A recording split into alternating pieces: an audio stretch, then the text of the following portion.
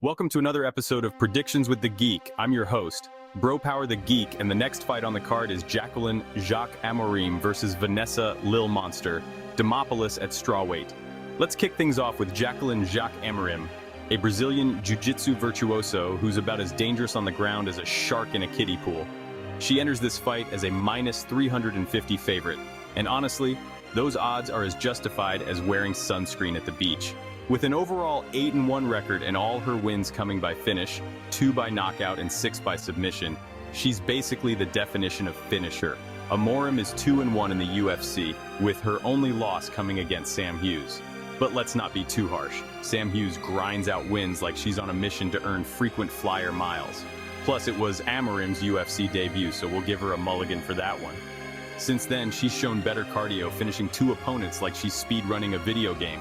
She even beat Corey McKenna at her own game, submitting her in the first round. Talk about flipping the script. Now, Amorim's striking? Well, let's just say it's like that one friend who's decent at karaoke, but not exactly winning any awards. Where she really shines is on the ground. Once she gets her hands on you, it's like trying to escape from quicksand. Except this quicksand is actively trying to choke you out. She's got an average fight time of just 10 minutes, and in her win against Montserrat, she sealed the deal with ground and pound in the 3rd round. So, even late in the fight, she's still out there hunting for the finish like a determined bounty hunter, and it's a big but, Amorim does have some holes in her game, specifically her striking. Her head movement is about as predictable as a soap opera plot. Her footwork could use some work, and she's not exactly packing dynamite in those fists. But if she gets the fight to the ground, it's game over, man. She'll either strangle you or try to snap something, and that's what makes her a serious threat to anyone. Now let's move on to Vanessa Lil Monster Demopoulos. She's coming into this fight as a plus 275 underdog with a record of 11-5 and a UFC record of 5-2. Now, I'll be honest, 2 of those UFC wins were split decisions that felt as debatable as pineapple on pizza. Watch those fights back, and you might start wondering if the judges were flipping coins. But hey, maybe the UFC is secretly pushing her.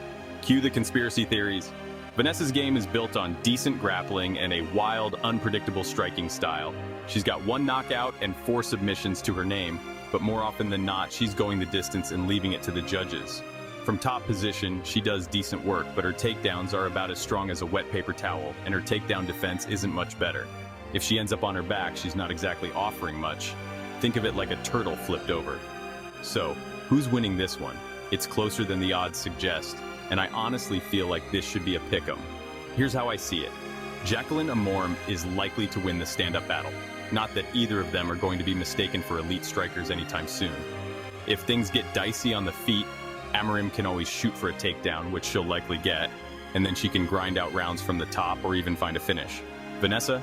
I just can't see her winning rounds unless we're talking about another one of those questionable split decisions. And while Jaqueline might get the job done, don't be shocked if Vanessa somehow sneaks out another head-scratching split decision because, well, that's apparently her thing. My official pick is Jaqueline Amorim. I think she gets the finish, but I wouldn't be surprised if Vanessa pulls off another Houdini act and wins a controversial split. And just to be safe, I'd advise keeping this fight far, far away from your parlays, unless you're into living dangerously. If you enjoyed this, go ahead and smash that like button. And if you haven't subscribed yet, what are you waiting for? Hit that subscribe button and turn on notifications so you don't miss a beat when the next video drops. And hey, don't be shy.